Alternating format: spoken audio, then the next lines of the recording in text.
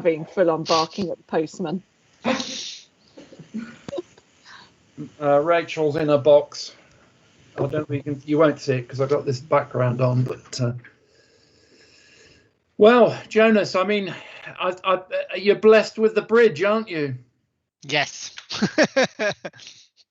That's very true.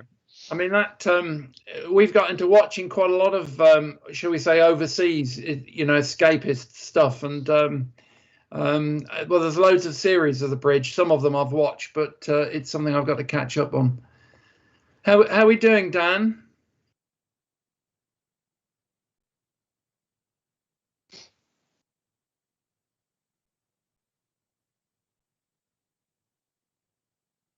Okay. I've just sent Matthew Rhodes the invitation again, Dan. I don't know if he messaged you as well, but I've just forwarded that to him. I didn't think he was going to be able to join us today. I thought he'd apologise.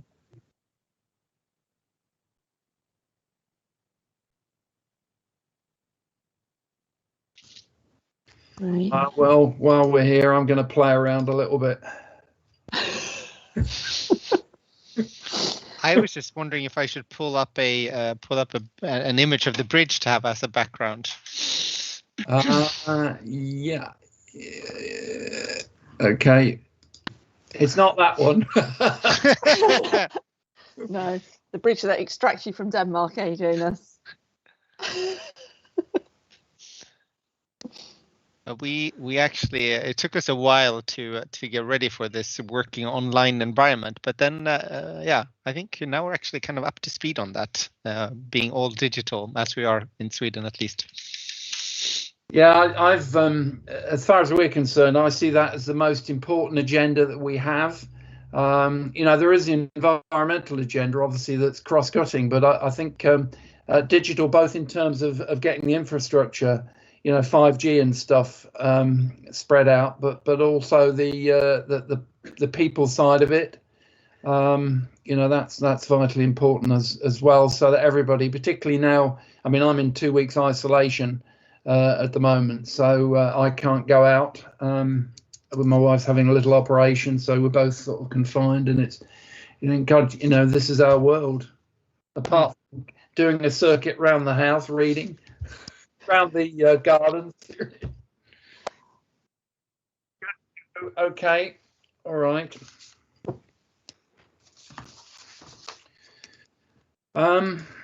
Okay, well, welcome to this meeting of the West Midlands Combined Authority Environmental and Energy Board. And I've got some, welcomes to give today.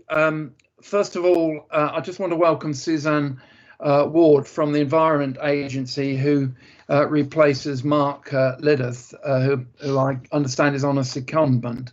But a particular welcome to Jonas Camley from Malmo City Council, and following a discussion we had earlier on about the bridge, the series that is on TV at the moment, he's changed his virtual background to put it there. So welcome, Jonas. We really look forward to hearing what you've got to say. I tried to do a little bit of homework on Malmo this morning. Well, actually, I did quite a lot of homework, and it's all impressive stuff. And I think on this whole environmental journey that the world should be on, but sadly, the world isn't on all over, and that's the biggest hurdle I think we have. There's so much we have to do, and can do actually, but it's piecing together those actions to deliver real change. And I'm just going to deal with the formal bits. Are there any of the meeting first, because that's what I have to do? Have we got any apologies for absence, Dan?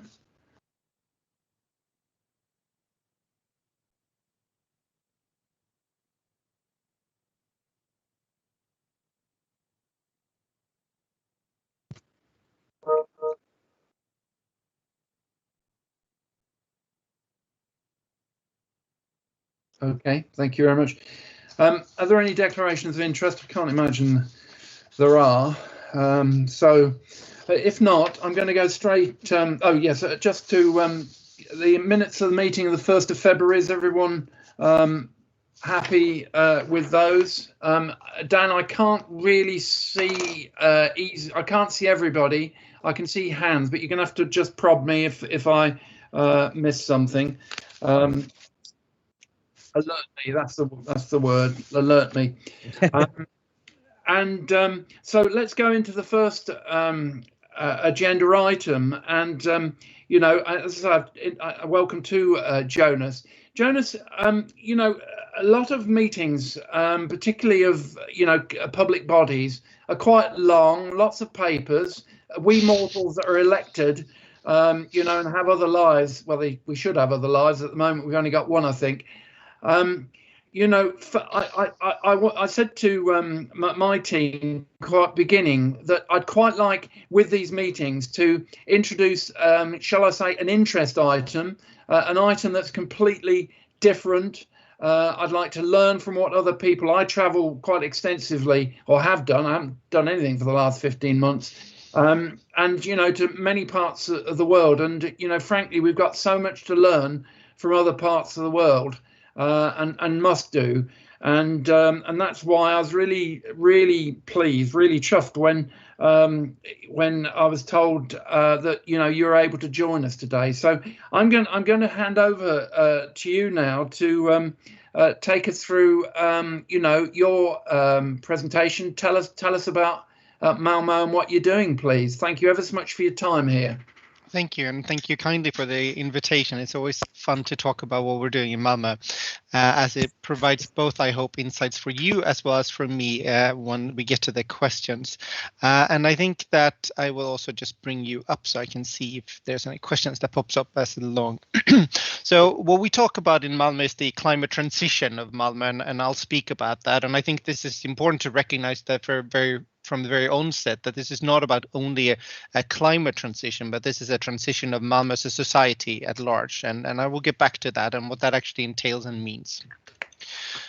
So let me start off because Jackie asked me to talk a little bit about what is Malmo and where is it located. So we're in the very south of Sweden, and we are Sweden's third largest city. We have a population about roughly 340,000 people currently, and are expected to grow to 500,000 people by 2040-ish. So we're growing quite rapidly, and I think that. As you might remember, we actually had the refugee crisis before we had the pandemic that we're currently walking through, and Malmo was one of the largest recipients of refugees coming into Europe, actually, and so we had a massive influx of refugees coming into Sweden at that point. And we are the fastest growing large city in Sweden. And due to the fact that we have so many refugees coming into Sweden, we also have a very young population. So 48% of the population is under 35 years old. And I think that's quite interesting when you talk about the demographics of a city and what that actually represents when it comes to the impact that will have on both incomes that the city is able to spend, but also when it actually means to what do we need to focus on. And a fifth of those, or a fifth of Malmo's population is under 18 years old. So we have a very young population. It's also quite an interesting spot because we have 186 different nationalities in Malmo and more than 150 languages being spoken in Malmo. So basically we're like a mini UN located in a very condensed little space. And 1/3 of the inhabitants are born abroad, which is very interesting. And so that's a little bit about Malmo. I think it's also interesting to note that I think what makes Malmo an interesting city in a European context is that we're quite a poor city. So unlike Stockholm, for example, that have an abundance of money to spend on making transitions or changes happen, Malmo is a poor city. And that also makes us very creative in the ways that we work. And I think that's also important. But it also makes us more comparable with other European cities. And I think also in many ways a better source of inspiration and partner to work with. Our background for the climate transition in Malmo is that Malmo was one of the first cities to adopt the global goals, if we were not the first city in the world. And we did this, or our politicians did this, because they know that we need to, in order to address the complex societal challenges that we have ahead, we need to be able to join forces. That's the only way that we can deal with this. It's not only the city businesses or the city operators that can actually deal with this. This is a much more complex issue.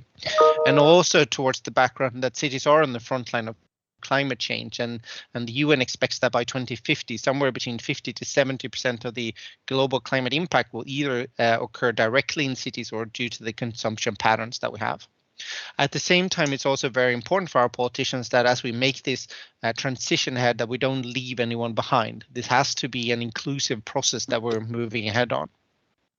The mission that we were given by our politicians in 2 repetitive budgets now was to figure out a way to concert and build partnerships and mobilize actors in Malmo to solve the challenges that we have to deal with, but also to identify key ways that we can help reduce carbon emissions in synergy with the other global goals, and especially to evaluate any kind of option that we have to mitigate climate impact or to weigh on a socioeconomic basis. And we've spoken previously about that with Jackie and her colleagues, and I'd be happy to share more about that later on.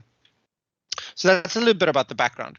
So this is something that we've done before, and I think that Western Harbour in Malmo is probably one of the most famous examples in the world still of this happening. And I think that's quite interesting, at least from a Malmo point of view, because it's close to 20 years since we actually started this project. And I think it's interesting because it contains a couple of different elements. I think it's interesting because there was a vision or a goal, a mutual aspiration for multiple civil society actors to actually get around and do something, and to move away from an economy in Malmo that was based on industry and workforce to a knowledge industry or a knowledge economy. That's currently what Malmo is focused on. And I think that's quite interesting how these processes, they can go very rapidly, but they also take a long time, in the sense that we've been working on this area in Malmo for over 20 years and we're still not finished. And so I think there's both this rapid deployment and speed and tempo that entails, but there's also that slower speed and pace that I think is important to recognize. And I think that all cities or all regions, all countries have these stories of transformation. And I think it's important to recognize the fact that we're not starting a clean slate. We have a track record or experience of working or having done this in some way, and I think that's important to identify those successes that we've had or that you've had, and build on those experiences, because you will have them in your portfolio somewhere. We also know that a goal without a plan is just a wish, and I think that's very important. You need to have a very established plan to actually accomplish this. What we've done in Malmo is that we've identified a way of how we can actually work together. And it all starts with Malmo's goals, the needs of these people that live in Malmo, the politicians, the people that we're here for. What is their needs, like the people that we serve? From establishing this mutual understanding of what it is that we're trying to accomplish, we can then start to establish a mutual understanding of the current status. So what does it look like where we are? What do we know? What do we not know? What lies behind that, which we can see? What do we need to find out about more? And how can we actually come to grasp with actually understanding complex systems to actually be able to say, all right, look, this is where we want to be. This is where we are. How can we bridge this gap that we have in between? And I use the word bridge here because it is literally a bridge that you need to build. And we know from experience that there are a number of success factors that comes into play here. It's about building a portfolio of both investments, but also experiments where you move and advance your positions. It's about how you organize yourself to actually address these kind of complex societal challenges. It's about how you finance these issues. It's about how you work with citizen engagement and activation. It's about how you work with communication. It's about a lot of different parameters that come into play. And in Malmo, we have a number of portfolios that are being developed in and follow a concept that we call agile roadmaps. And I think the agility here is very important, because what we've also recognized and have experience with is that the world is changing and revolving faster and faster. And so that means that, yes, it's good to have goals that reach us until 2030, but the roadmaps can never or potentially never maybe have more than 2 or 3 years of a focus moving forward, because by the time that we plan for something that could happen 2025, that will almost certainly have changed all the circumstances or the options for delivering on that. Now, I spoke a little bit about these levers, these things that I think are important to be able to work with. And if I may be a little bit blunt, I think a lot of the focus in the last 30 to 20 years have been on technology development. The technology would help us overcome the challenges that we have. And in the last maybe 10 years, there was more of a discussion about the behavioral aspects that we need to start changing behaviors. And maybe the last 5 years, it's been more of a conversation on citizen engagement and how can we work with citizens. And I think that we need to have an understanding that for this to actually happen, we need to be able to work with a lot of different levers at the same time to accomplish change. And I think this is what Malmo is focusing on, is that understanding that we need to work on both governance and management within the city organization, but we also need to be able to address this in both a lateral and horizontal way. So we need to be able to have a conversation with the regional authorities, with the national authorities, with European authorities and legislators on all levels to be able to actually accomplish the changes that we need to see, or the prerequisites that we need to have in place for this to happen. We need to be able to have that conversations about financing and what kind of financial solutions needs to come into play. We need to make sure that the right markets are in place, etc., etc. And so this is a complex landscape to move into and work with, but we also know that that's the only way to actually do this, so that we can get into touch and have conversations about what kind of regulations do we need, or what kind of regulations do we definitely not need, because they will actually stop or hinder our ability to actually deliver on the change that we want to see. Now, to do that, we we took this initial image and we kind of rolled that out into steps, and I think that it's a way to structure at least a process of how to do this. And I think it's important to recognize that this is not a linear process, that's a once-off process. And I want to say that straight off the bat. This is an iterative and repetitive process, which means that as you move on and develop your insights and your abilities and your understanding of the challenges that you're seeking, and as the world is changing, you will have to go back and revisit previous steps, and we've drawn that iteratively here. But this is very much about where you start with defining your mission, your goal. Where do you want to see? What's important for those that you serve? You then move into more of an exploratory phase where you look at where are we today? What does that look like? What can we see behind what we see? You start to generate those ideas that can actually solve the potential challenge that you have. You then start to dig deeper into analyzing what are those solutions that we're looking for. What are those options, and you can start to prioritize. Here's also where that socioeconomic impact is very important to have as a part of your analysis. It's not only a climate impact or analysis that's being done, but you have a broad approach here. You start to test and prototype, and because you need to get this out into the world as rapidly as possible, preferably small scale, and then you start to have a larger scale later on. And then you start to roll this out slowly. You learn, you evolve, you develop, you adapt, and you kind of scale this out. And here, when we talk about scale, at least in Malmo case, we're not just thinking about Malmo, but we're thinking Malmo, but we're thinking regional, national, and pan-European scaling. So the things that we do in Malmo, if they are appropriate, they should also be able to be scaled. And this could be both a way of working as we're sharing today that might inspire other people to adapt and work in a way of in this kind of a way. So it's a thought process or work process, but it can also be concrete solutions if it comes to mobilization or if it comes to energy production or whatever it may be. So our focus areas right now is strategic analysis, coordination, dialogue, identify prioritized actions, financial solutions, and strategic experiments. And I think that a lot of this focus initially has been to how do we actually create an organization. And when I say organization here, I do literally mean not only the city administration, but I talk about utilities, I talk about property developers, I talk about housing, I lost the English word, housing associations, I'm talking about civil society actors, etc., universities. Like, we need to be able to organize in a much broader and wider terrain than maybe what we're used to. But I think the key things that we've started is how can we create an organization or a way of working together where we can actually learn from each other and reflect on our ways of working so that we can improve them, constantly ask us how we can best use our resources and skills, and then organize the work in the best way based on the needs and the challenges. And then also that the key here that I mentioned previously is the ability to lead in the space between organizations and achieve them both vertical and horizontal integration. And that is going to be critical. And with that, I mean that if you talk about mobility, for example, a city administration can only do so much. And then you know that national or regional decisions, if it's policies, if it is about funding mechanisms or whatever it might be, is going to have major impact on your ability to change mobility systems. And then you have the heavy transport or logistic companies that comes into play. You have citizen engagement and the decisions that they make, etc., etc. And this is all about understanding that this is not about the decisions that you can make on your own anymore. This is about the decisions that you can make together to accomplish change. And that's the focus here. The goals that we have, as I mentioned before, is a very wide kind of an impact that we're looking to see. So yes, the reduced emissions are top and front, but we also have regional growth goals, homelessness, segregation, integration, increased safety, nurturing environments for young and children, reduce crime, etc., etc.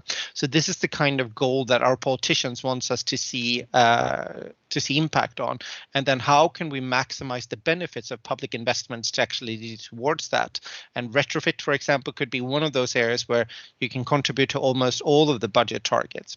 And what we're looking to see and work with is how can we achieve synergetic effects? Like, how can we actually identify these things? And it becomes very complex, as you can quickly envision. So this is an image just to show all the kind of different goals that we have. And I think in Malmo we have over 100 strategies, and we've recognized that, look, there's no way that you can work with 100 strategies in parallel, and every one of those has their own action plan, and it just doesn't work. You need ways, or we needed ways at least, to be able to bring all these different things together under umbrellas where we can actually work with multiple strategies at the same time. And that's what we're doing in Malmo right now. One of those examples is that the traditional way of working is this kind of a siloed mentality. So some organizations in Malmo used to work on waste prevention, recycling and collection. We would have other organizations working on recycling, reuse, repurposing and detoxification. And we would have other actors again working on energy solutions and renewable and recycled energy. And what we've shifted to is this more integrated, holistic approach where we actually talk about all these issues together. And then everyone can then say, all right, so my area responsibility might be on the recycling aspect, or I'm responsible for water and sanitation. But together we can actually accomplish and change whole systems. And then you can start about how does this affect the city, but how does it also affect the individual building? And you can have that kind of a conversation about how can we actually make change together. Now, I want to, because there's politicians here, I also want to talk about things that I think that you should be interested in asking your staff for. And I think that to up the game a little bit, I'll share a little bit about the things that we're pulling together for our politicians. And I think these are things that are very important. And I'm sorry that some of this will be in Swedish, but I'll explain just kind of the ideas behind it. And then I'll make sure to translate it and send it through to Jackie as well, so that you can use it internally. But I think if you just start about like this overarching umbrella, of course you need to understand like what your territorial emission composition looks like. And in Malmo, 90% of the emissions come from 4 categories: energy production, mobility, industry, and heavy work machines. And 2 of those sectors are almost 80%. That's energy production and transport. And I'm going to assume that this is going to be that energy production, if you have it, is going to be a large chunk of your emissions, and transport is always going to be a major chunk of your emissions. And I think that this by itself in Malmo has created that priority area or arena for us. So we already now have our first priority list. It's energy production, it's mobility, it's industry, and it's heavy work machines. So that's our top 4 priority list right off the bat. And then what we've done now, and sorry, this is in Swedish, but what we've done then is that we've analyzed a number of different levers So what we've done, and then we've organized and structured them in a way where you have a high cost efficiency over here, you have your medium cost efficiency, and then low cost efficiency. And what you can also see here on the left is that scale and how high these different columns are is the potential of CO2 emissions. And so this here in Malmo, that represents that 548 it's over half of the emissions in Malmo. And so here we can see this is attached to large scale CCS or CCU. So this is on our waste to energy plant in Malmo that we have. And if we then had full scale CCS or CCU on that, then that would actually not only reduce the emissions with a significant amount, actually half it, but it would also create a major carbon sink in the local space.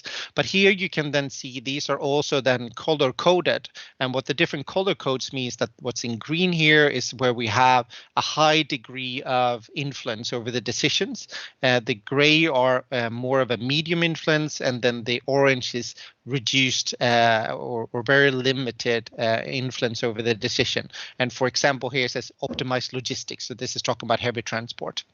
And what this enables for politicians and other decision makers is what I think is very interesting and very important. So on the one hand, you need to understand your composition of your emissions. All right, we've done that. We've identified what are the core 4 things that we need to work on. From that, we need to understand, all right, so what are the things that we could actually do? And what we have here is a combination of energy production and mobility measures. Then we need to be able to sort them on cost efficiency. We need to be able to sort them on impact, and also be able to sort them on the kind of sphere of influence or the ability that you can influence them. Now, every one of these needs to then in turn. So this is what you should be asking then, Ian, from your staff. This is the kind of analysis that you want to have as a politician and say, look, this is what it looks like. And I think that then for me, then what you need to then do is you need to break down, like, so here you have that large scale climate impact from one measure. You need to be able to turn that into an agile roadmap. And this is what that looks like. And so an agile roadmap is built in a very kind of a logical framework for everyone to understand. And it always starts with here on the left, we have, this is business as usual. This is where we are today. So this is the amount of emissions that we have from plastics being energy recovered in Malmo. And that is all the fossil emissions when it comes to energy recovery in Malmo is from plastic. And basically what you then have is that not only can you see how large that is, as in how many kilotons do we have per year, you can also see the composition so that you can be able to understand how much of this is from construction sites, how much this is from households, etc. We can then add to that in this first gray box, we can add then, all right, so based on population increase and economic growth, that will actually increase those amounts if we don't do anything. That means that you will get a frozen scenario by 2030. If we don't do anything, this is the business as usual. Of course, there will be decisions that have been made, policies being put in place, or other decisions that have been raised. And what we've done that is we put that in the second box. So this first here is that first column that's starting to reduce emissions or to reduce the amount of plastics in this case is the European and national goals on recycling. How far are we expecting that will take us? Then we have 2 local policies with their goals, and how far would that take us? And then we have, all right, so this is where we will be by 2030 unless we do something more. Then you need to start asking yourself, or have the ability to ask yourself, all right, so what other options do we have? And that's what we've done here, is that we've then been able to identify a number of options and how far would they actually be able to take us. And then you can see, all right, so without having to commit to CCS or CCU, we've actually been able to reduce the amount of plastic by 82%. And then that I think is very important to actually be able to have these kind of coherent conversations about where we are, what's going to happen just if we don't do anything at all, how far is actually our current policies and decisions going to take us, and what else can we do about something. And I think this allows for a much more differentiated conversation, at least in Malmo. You might already have all these things in place, but at least in Malmo, we didn't have the ability to have these kind of conversations. And not only then what you can do, not only this, but you can then also add the layer of socioeconomic impact by having another dimension of analysis attached to this. And now what this also allows for is that for each of this, so say this is machine sorting of plastic. This is what this major chunk is right here. So all right, then you can start asking yourself, all right, so say that then obviously it's a very successful measure that we could put into play. It's by far the largest one, but it will result in a major pile of plastics in Malmo if we actually did this. It's not a big investment. We're talking maybe 100 million euros. Not a big, large amount of money, in at least in the Swedish context, for such an impact. But then the question is, so what do we do with all this plastics? That means that you can then start to have a conversation with the plastic businesses. You can have a conversation with national and European authorities. What do we do with the plastics that we would actually be able to differentiate or pull out? Like, how can we create markets around this? How can we reduce this, et cetera, et cetera? So you would actually be able to, by having this kind of analysis, be able to have a much deeper conversation also about with everyone else about how do we actually address this or change this. Now, then we've turned that into roadmaps because you actually need to know what do you actually do on your own. So here is this first here row here represent things that we could do when it comes to reducing measure or increasing the recycling and recovery rate. And what we've color coded here in blue is things that we could do on our own.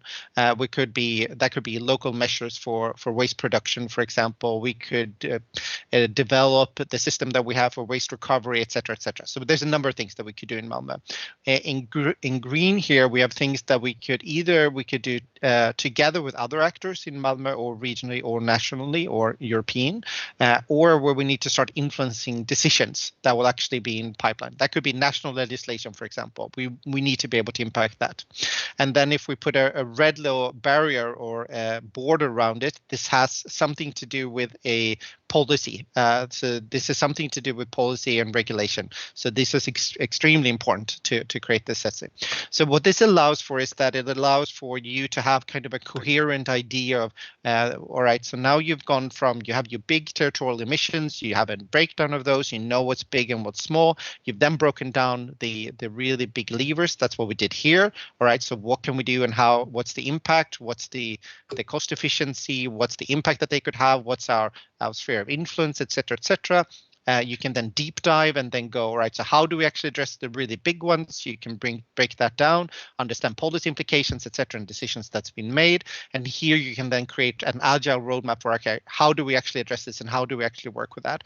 And I think that's the last thought that I kind of wanted to leave with you, is that I think it is extremely important. And the special IPCC report on the 1.5 degree goal put into frame, the core question was, how can we make sure that policy makers or decision makers can make informed decisions? That was the core thing that the whole report ended up around, was that if we cannot provide decision makers with good enough data or good enough evidence or good enough roadmaps or whatever word you want to attach to it, we will never be able to tackle that. And I think that is for us one of the core takeaways that I wanted to focus on today and share with you as you are in a position of having to make decisions or talking to others who will make decisions.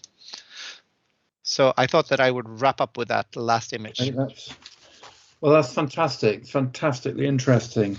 It really is. Thank you so much for that. I mean, I grabbed at quite a number of things. I obviously a number of members here will want to ask questions, but I mean, one or two things. Observations first of all. I mean, the 150 languages. I thought was an amazing fact. You are very much a multicultural, multi-everything society. Or we in the West Midlands are also, have multicultural and so on. But 150 languages, that's something. I sometimes wonder whether, one of the big barriers is actually not, that language is one thing, but actually social difference is another.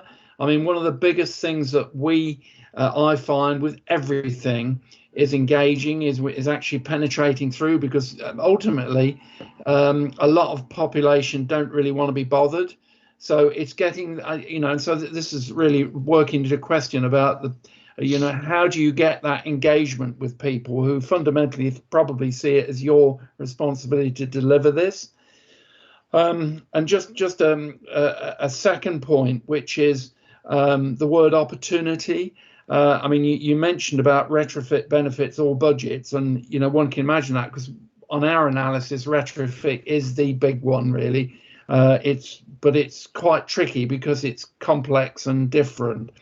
How can it's creating those opportunities, and really your experience in learning from learning from you in terms of your experience in that one.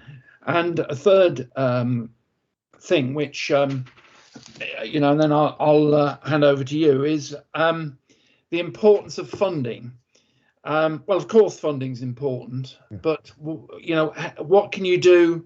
Well, there's a lot. Without funding, I mean, on the people behaviours, I know there's got to be some funding, but how did you prioritise what you spend your money on, assuming you haven't got endless money? Did you work out any key performance indicators that said, well, if I spend €1 on this, I'll get a better value than that? And how has that influenced your actions? And sorry, a final one, which a fourth one then, you mentioned waste to energy. Now, we have waste to energy plants in the West Midlands, at least several of them.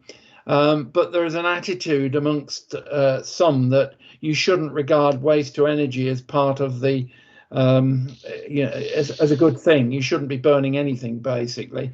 But I just wonder what your attitude with that. So 4 things there to start the conversation. All right, I'll start with the last one, then waste to energy. So I think, I mean, ideally, we shouldn't need to have waste to energy. I mean, in the best of worlds, pragmatically, and I'm a very pragmatic kind of person, we have to recognize the fact that we will have lots and lots of plastics floating around, at least until 2050, 2060, possibly into 2070, based on how European and international legislation actually develops, and it's not only the plastics that we're putting out today, but it's the built-in plastics that are in lots and lots of different applications. It's in houses, etc. And so we will have lots of plastic in our system that we need to deal with one way or another. Now, currently, waste to energy, I think, it's a smart option right now for dealing with it, especially if you then combine that with CCS or CCU, which I think is a must moving forward.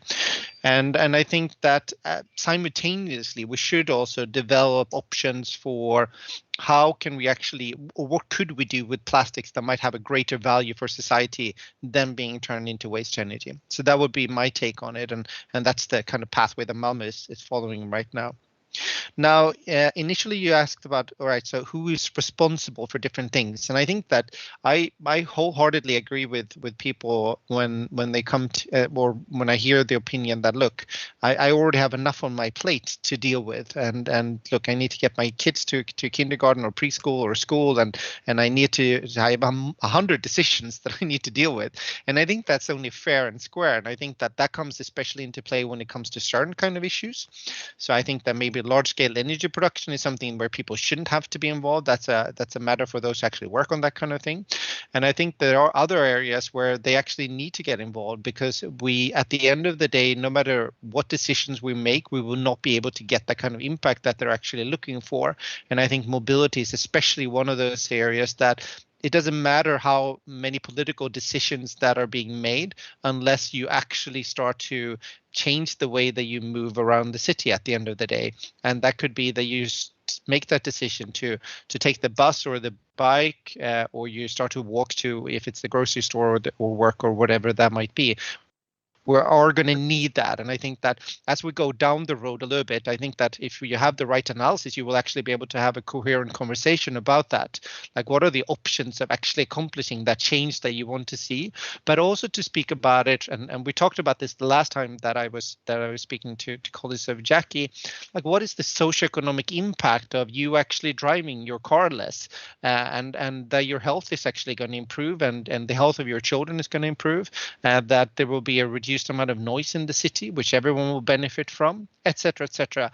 And also the economic benefits for you as an individual when you start to talk about cost savings, etc. And I think that that's very important to have a conversation with citizens about those kind of issues, because at the end of the day, we will not be able to, at least as I see it, change that system around without them actually being involved. But we also need to involve them very smartly and to actually be able to do that in a smart way.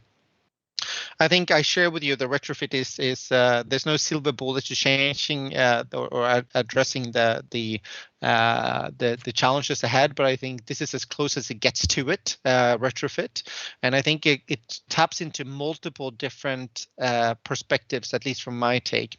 And we have had some very successful examples in Malmo where we worked with retrofit, and where the focus actually primarily from our department side was to work with energy efficiency measures. It was energy production, and it was about storage and how could we work with that. But from the property owner, he wanted to work with societal inclusion issues. He wanted to understand how can I actually work with maybe property hosts. How can I come up with a way of retrofitting the apartments, and what's a reasonable level for retrofit, and be able to have a dialogue with the tenants about that. Like, what would you actually be willing to pay for when it comes to that, and not only have a wish list, but what's your willingness to pay for things.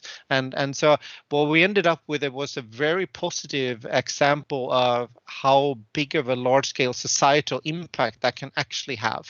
Now, we had a little bit of EU funding to kind of kick that off, and I think that there will be lots of funding available for especially retrofit moving down the road. And so I think that there are some very interesting options for that. I think that external funding sometimes is important to kind of kick things off. But I think also equally important, or actually maybe more important, is to recognize that there is so much money being invested currently, or being used currently today, is being spent very inefficiently. And so I will say that only in Malmo, on a yearly basis, the citizens of Malmo spend 750 million euros per year for energy and transportation. And that's a large chunk of money, to be honest, 750 million euros per year for such a small city. But that also ties into that whole current status, or the current business of how the system is being built.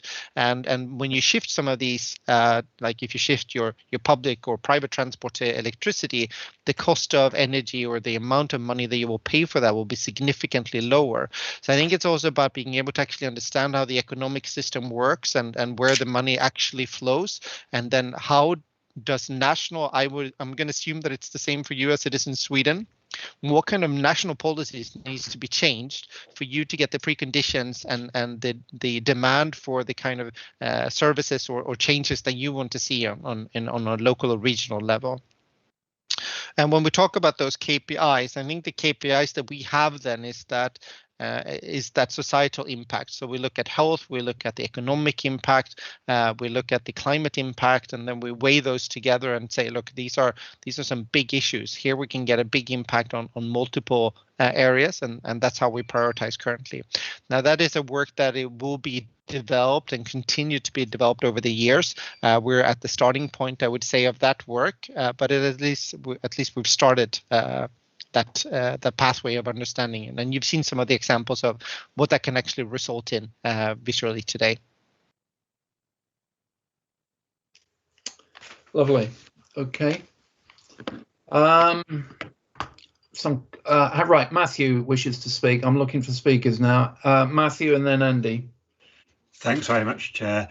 Thanks very much for the really interesting talk, Jonas. I chair the Energy Partnership for the West Midlands, and you talked a lot about working together and the importance of all these agendas. I'm really interested how you manage the relationship with particularly the local energy utilities, the local infrastructure providers. I took your point about the big energy is beyond, people aren't interested in that, but the local energy systems.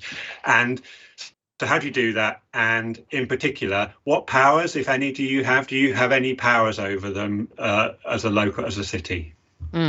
So so we have a combination of things here. I think so locally, the local power utility companies, they like the waste energy, it's a local utility.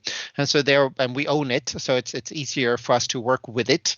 And I think that's one component. You need to work with these big system operators or utility operators, because you need to change the infrastructure and the parameters of how the system actually looks like. And that's the easiest and most efficient way to get into that. Now, when it comes to, for example, then housing associations, then you have an area where you have almost no influence. At least we don't have any influence to any kind of legislation that we have locally that we can work with. So what we have then is we have a toolkit of being able to have a dialogue with them. We've developed a digital tool where they can put in all their data about their building and also get recommendations on measures that they could take, etc., etc. So there it's much more on dialogue and involvement and showing the benefits to do this. And we're also starting to build a community of housing between the housing associations, so that they can learn from each other, because I think there's a lot more credibility when someone says, look, we did this and it had this kind of an impact and it was actually a really good thing to do, vis-a-vis the city maybe coming in and saying, look, this is really good for you to do. There's a little bit more credibility when it comes from someone you know personally, and so I think there's multiple kind of ways of getting into that conversation and multiple kind of different levers that you can tap into depending on what your challenge is. And I think that also there's so many good examples in a European context of how this has been done. Thank you. Okay, Andy? Yes, thank you. That's a really, really good presentation, very, very informative. And just first of all, to make sure I understood this, that you have a roadmap, but your roadmap contains feedback loops all the way through it to making sure, so very much in the virtuous plan, do, act, check of a quality system, which I find is impressive. And I think that's probably a good point. But my task is more about a project. In project management, you have a closed task where you tell someone exactly what you have to do. And it leads to a very fixed outcome. And you have an open task where you give them more objectives and people innovate and people are flexible and people often get a much better solution because people can innovate and discuss. Now, in approaching this, where would you say the balance should be? How much room do you allow for innovation and how much do you actually say this is the way it's going to be? It's a very good question. And I think yes, we do have built-in feedback loops, and I think it's a must. I think we're structuring this around a portfolio program and project kind of a structure, the PPP, to actually get coherence between, because there will be so many different programs running in a city. So you need to be able to kind of put that into play. And that's something I can share with Jackie about how we're developing that later on. And I think that, for me, I think there's what's that called? I forgot the name, but I think it's OPI that developed a model of what kind of innovation or what kind of work do we need. And I think what we need is a combination of mission-driven, incremental, radical, and then kind of more of exploratory bottom-up level. And so I don't think that there's a once-off kind of a solution. I don't think the mission-driven is going to solve all our problems. I think that there's a role for incremental improvements as well, as long as we know that it's actually going to get us to the goal that we've set at the end of the day. And so I think there's a need for a combination of this. And I think that we haven't really weighed in on the balance between different things, but rather to make sure that everyone has a coherent understanding of where is it that we're actually trying to get. So we have stringency when it comes to the framework. This is where the goal is. This is where we are. This is what we need to do to get to that. Then how you solve that challenge, I want to have as little stringency as possible, as long as they can deliver at the end of the day on the impact that we need to see. And I think that's a little bit of a balancing act, because you need to both be able to have stringency so that you make sure that you actually get to the goal at the end of the day, but you also need to have space for people and individuals and organizations to create and be creative together. Yes, thank you very much. Thank you for that. Okay. Peter? Thank you, Chair. Good morning, Jonas. And like Andy, what a brilliant presentation. I'm learning a little bit of Swedish as well. So thank you for that. Very fascinating, and agree with Ian and Andy. A brilliant presentation. And actual fact, as you're talking, different people are saying different things. You're realizing about the brainstorm that we're all doing and putting different things. Andy came up with the one which I hadn't come up with or mentioned, was about the roadmaps, and I love that closed task and the open task, Andy. I think that that open task really gives me a bit of enthusiasm. Certainly, welcome on your recycling. I've written down a couple of notes here of the kind of markets that you go to when recycling, and particularly the plastics. Like in the UK, we have a lot of plastics which we cannot use to recycle, and we're using it in different markets. I think we were talking the other day about using them in roads and repairing potholes, etc. Interesting to see what kind of markets that that you're working on, areas that plastics that can't be recycled, and also from energy from waste. I agree with you. We have a system there where things that we can recycle, things that we cannot, and we do have to burn that energy from waste up to a point. And if you've got energy from waste, it's ensuring that what instruments are in place not to go into the environment. We're capsulating it into that plant that is using it as well. And finally, yes, when you mentioned about transport, and again here in the West Midlands and certainly in the city of Birmingham, where we're from, is that we're all looking now of, and as I'm saying to people, and to different people, saying that I feel it's quite important that we take people, what I call taking people on the journey of benefits. You talked about the benefits by obviously saving money from the maintenance and using your car with, and again with fuel, using fossil fuels, and also particularly for your health. A final note here was not on recycling, but I did notice with the port that you showed, I noticed there was a lot of flat roofs. Things may have changed since that photo, I don't know. But we're all talking about, from the West Midlands Combined Authority and at Birmingham City Council, of encouraging businesses to use their flat roofs to put greenery on top, with the small trees, anything green that can help the environment and reduce carbon. Thank you. Thank you. Sorry, that's a lot. Okay, Jonas, any comments on that? No, but I think this is I guess in international terms, you would probably call this a highly fluid situation. And I think that developing a city or region is a highly fluid situation. It's always changing, it's always evolving. And I think that that's just something that you need to be able to adapt to or figure out a way to work in that kind of fluid and evolving situation as it is.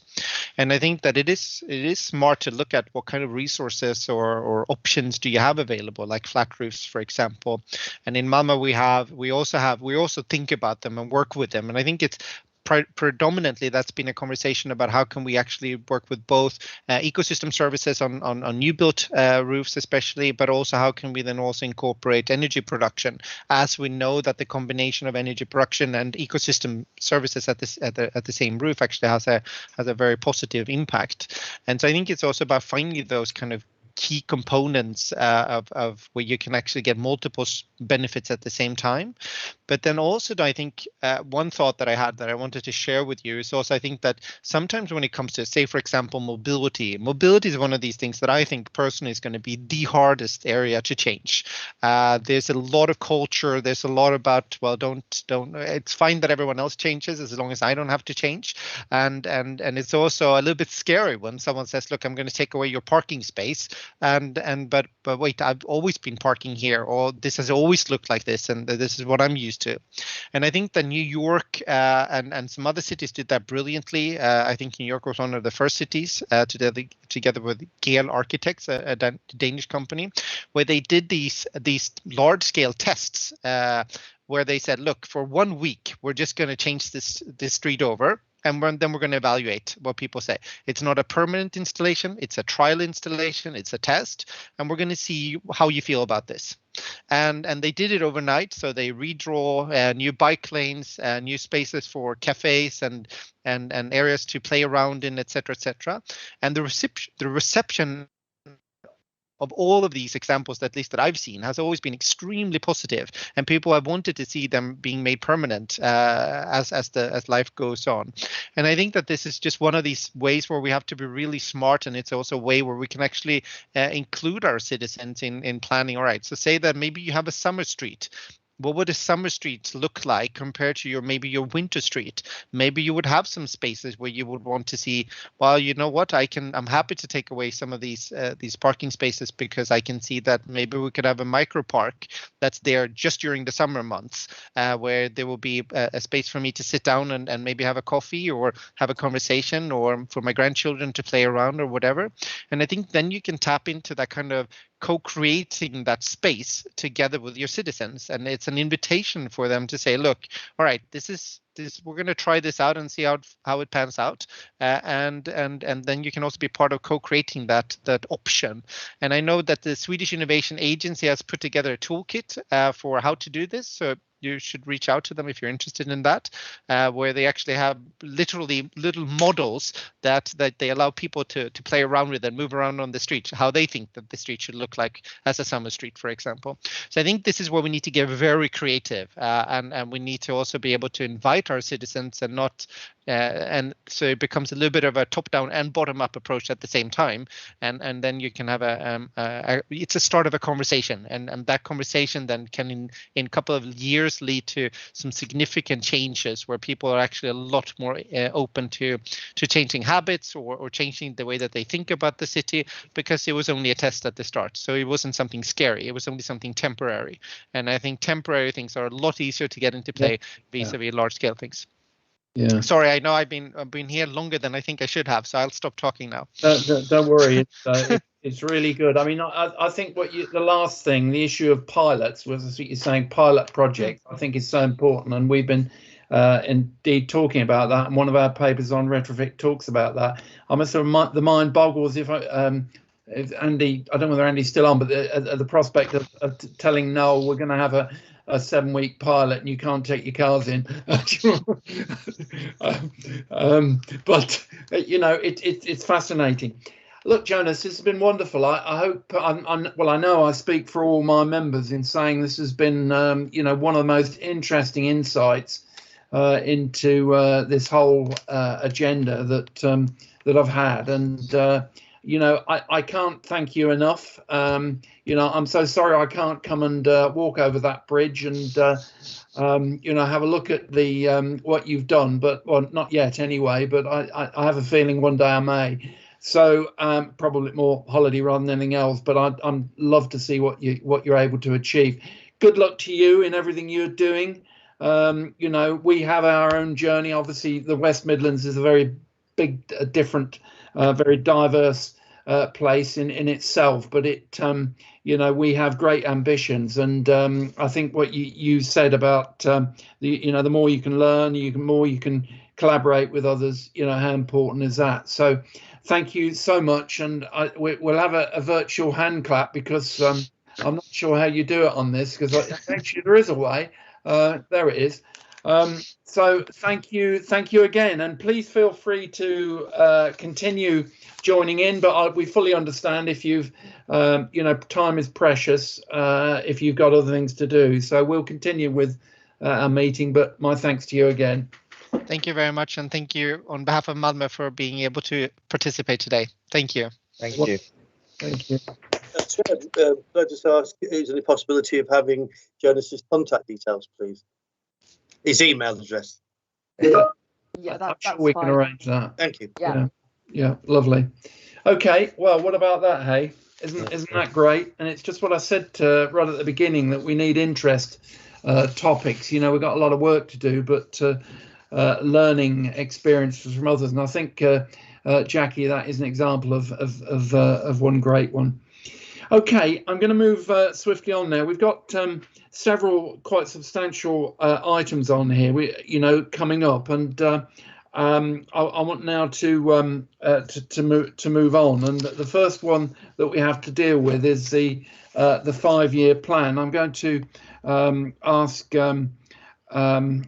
Jackie to top up on this in a minute, but you have been sent an agenda pack and a longer version of the 5-year plan, which we've had a lot of advice on this, had done a lot of modelling.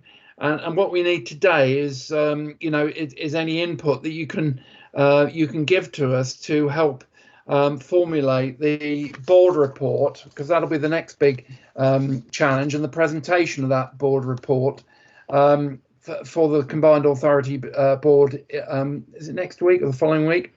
And WSP have done a massive amount of work.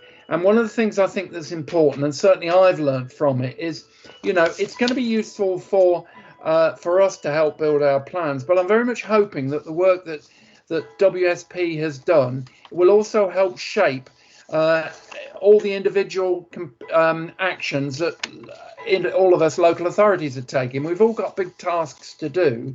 And, what I found fascinating, one of the things I picked on, I can probably show it actually, was figure 60 in the papers, where it showed. I don't think this is going to work actually, but anyway, it's figure 60 where it shows that it's called marginal abatement cost curve, and it shows both the cost of what we do, but also the contribution to carbon reduction that we make from each of the components.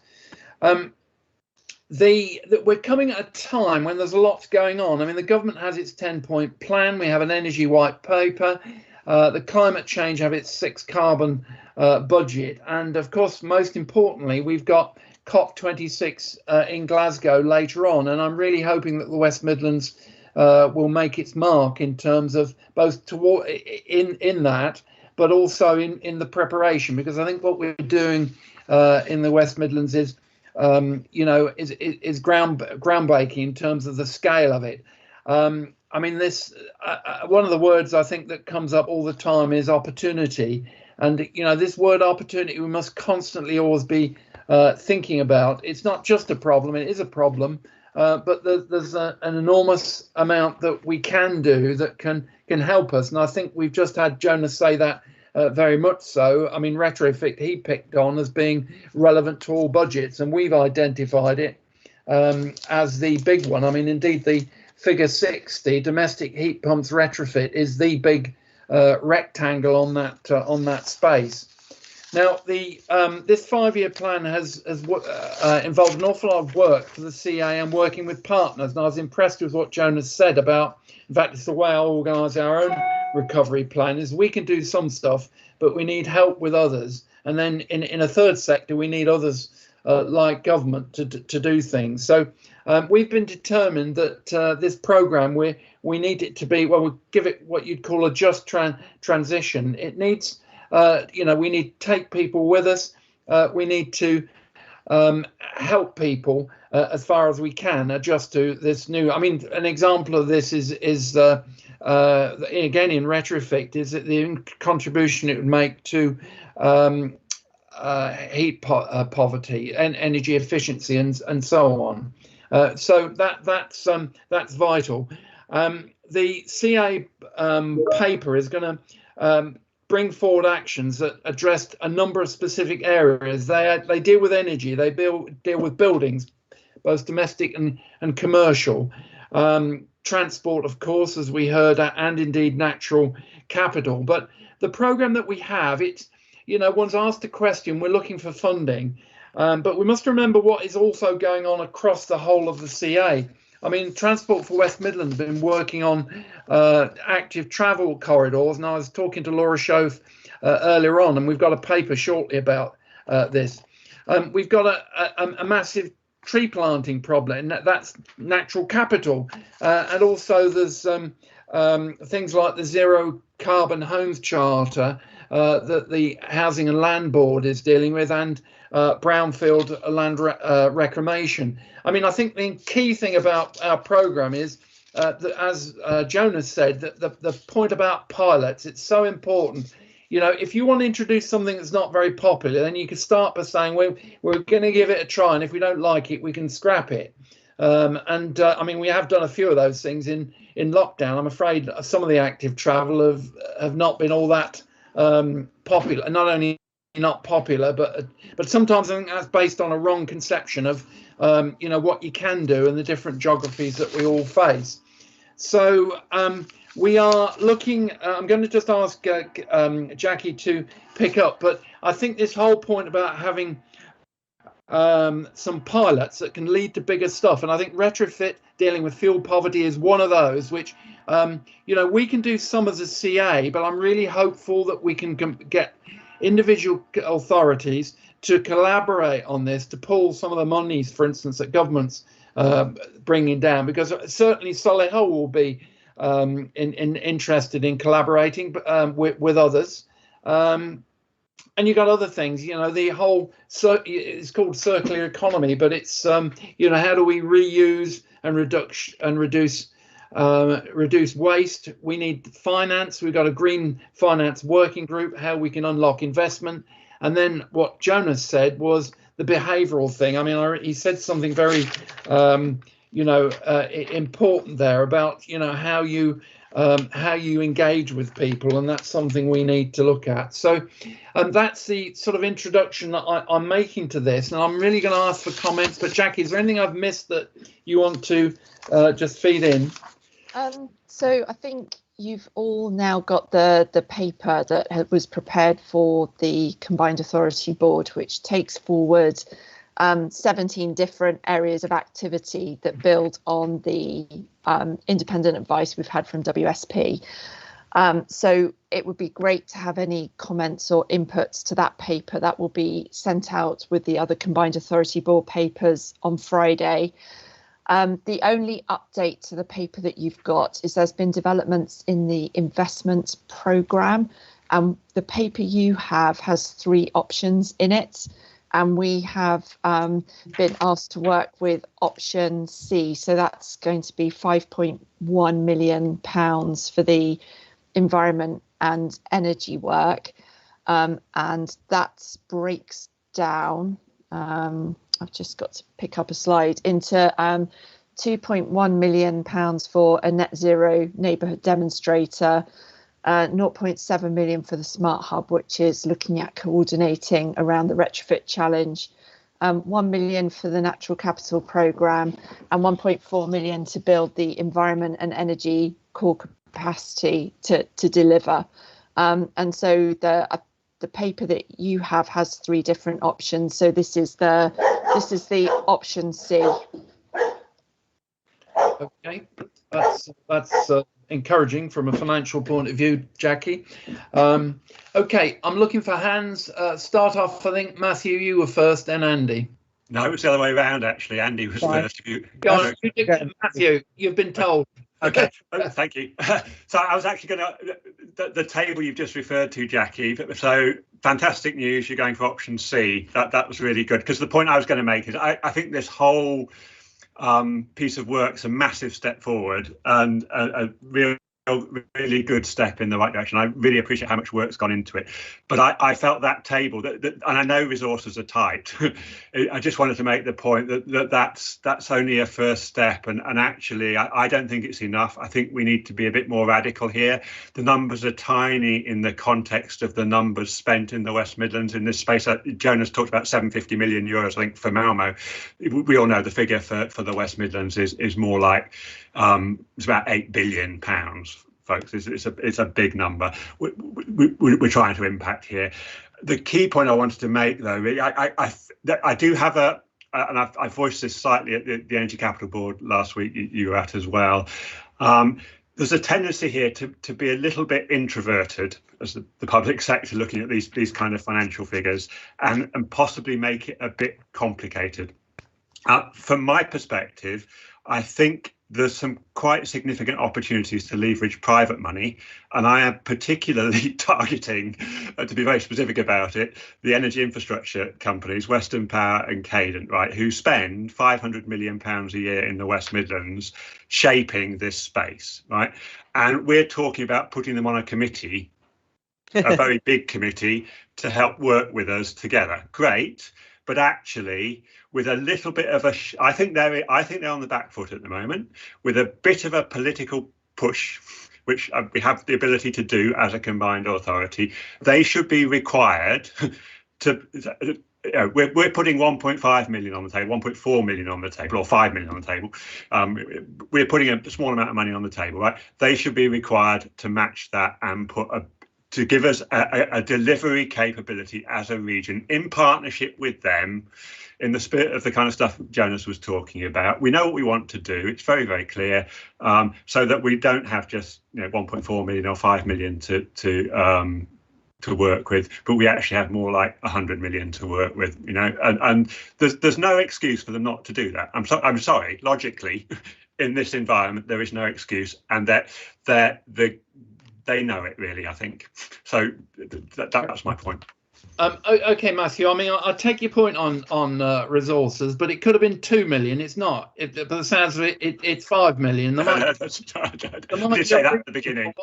For why it is, because the importance of this. I've gone to town in terms of stressing. Now, the second point is, what we want is 100 or whatever it takes, but you'll do that if we demonstrate success, efficiency, and that's why the imperative we must make is to make sure we produce schemes that work. Because on the energy front, I mean, interesting, Andy and I both had issues over broadband. It's not directly related to energy, where we were trying to persuade a well-known infrastructure company that provides to put in £20,000, and it was enormous. These big companies are very difficult to deal with. The way to deal with it is for us to have some successful projects that we can then say that this is what you have to do. And if we can get that with government back into that, that's where you'll get the results. Sorry, they're regulated companies, so they're told by the public sector what to do, and they need to be told to give money to local government. Yeah. Sorry, I mean that's what I'm saying. Just to be clear, I think we're beginning to demonstrate now that we're sufficiently competent to work with them. They don't need to. They can give us the people as well. We need a collaborative approach. That's all. And it's not.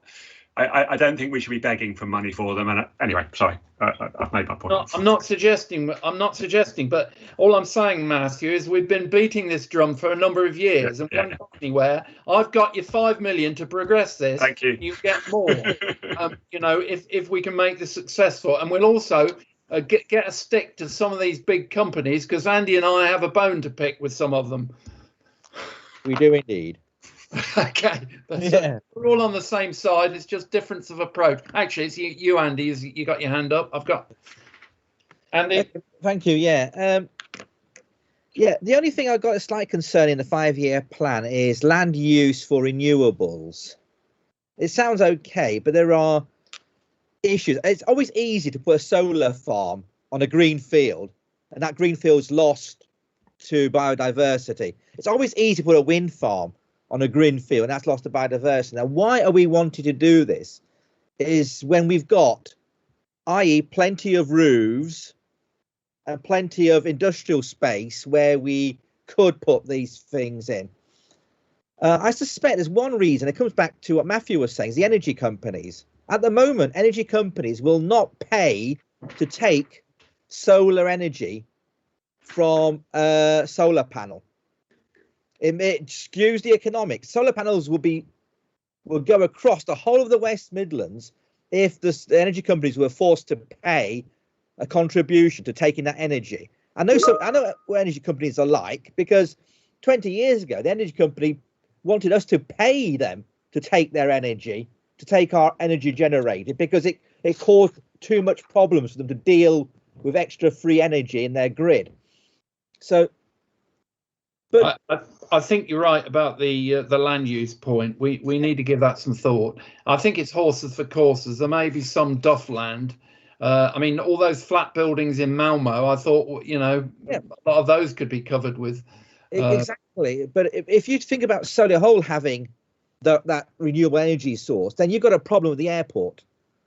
Yeah. Therefore, you've got to invest in radar so the planes can land and planes won't be blinded. So any large solar installation in the Solihull area and North Warwickshire is subject to airport consultation. So we just need to think very carefully about that, and whether we can just use our green roofs and places like that. So that's my only caveat on land use. I'd rather plant trees than plant solar panels when I've got millions of roofs that are empty in the West Midlands. Okay, thank you. Good point. I think we accept that. Any response, Jackie? Yeah. So I think the work that WSP have done is just to give us, a very high level overview. I think it's now up to us to have exactly those kinds of conversations to turn it into the reality around delivery, which is what's outlined in the paper, and the next steps to do that. So I think it's just showing what the potential could be. And then it's up for us, or up to us as a region, to decide how we implement the advice that they're giving. So, yeah, whilst there is something in there as part of strategic land use around renewables, Maggie's now going to talk about the natural capital programme that we're putting forward. And so I think, understanding where there might be trade-offs and how we implement the recommendations in that plan is now, open for discussion. Can we have an asterisk by that? Because we always optimize the use of our land rather than just be prescriptive on this. Yeah, optimize is a good word. Okay, time's moving on. We will move on. I'm actually behind. So Maggie suddenly appeared on my screen, actually. We're going to move on to natural capital. Obviously, if other people have comments, they can send them, and I'd invite them to send them through. So we're going on to natural capital now. Maggie, would you like to take us over? And Jackie's going to help as well, I think.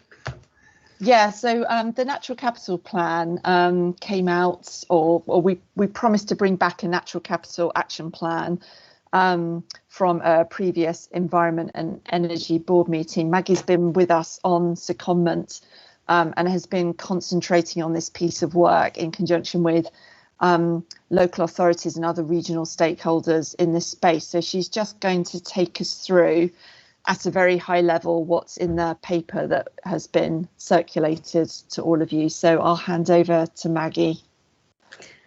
Thank you, Jackie. Can I just check that you can see the slides and hear me okay? We can see your slides. We can't see them in slideshow format though, Maggie. Are they not? Okay. No, if you hit from beginning. If not, it's not the end of the world. No, I think what I've done is maybe share them.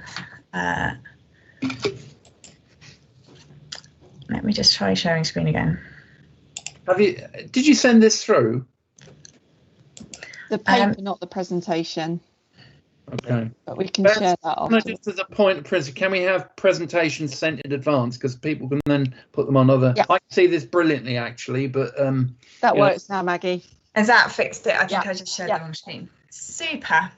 Well, I'll charge through then, because I'm aware of the time. Thanks for the introduction, Jackie. And I'm just going to try to highlight some of the key points from the report and show how they can work in real life. And the aim of this plan was to look at the national, regional and local context, find out what's already happening and who the key stakeholders are, look at our vision and outcomes to create a proposal that links in with all the other environmental work you're already doing. What are the actions, the opportunities for us to really make an impact, and particularly in the context of what the role for the combined authority is and how we need to set ourselves up to put this into our governance.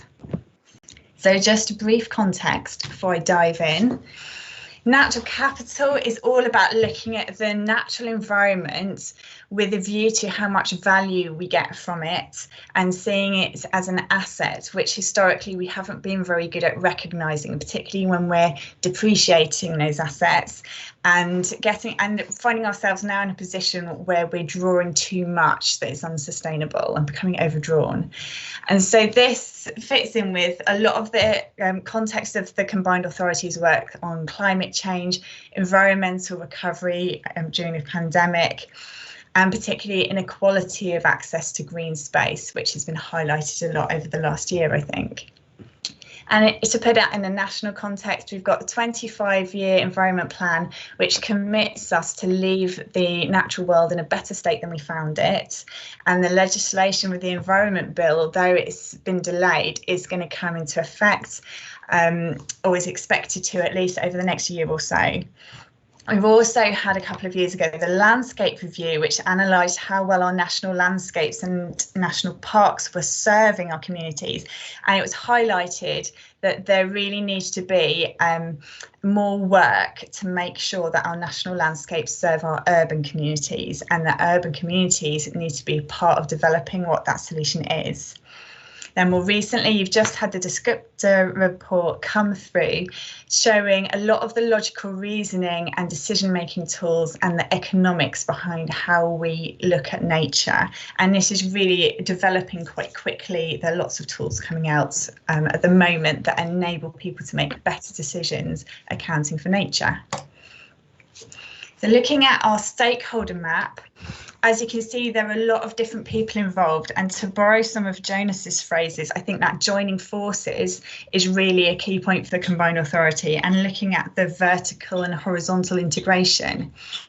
And just to pick out a few examples that are particular to us in the West Midlands, you're probably already aware that our local enterprise partnerships and our local nature partnerships don't really coincide geographically very easily. So there are some easy wins there to help people connect in the right way.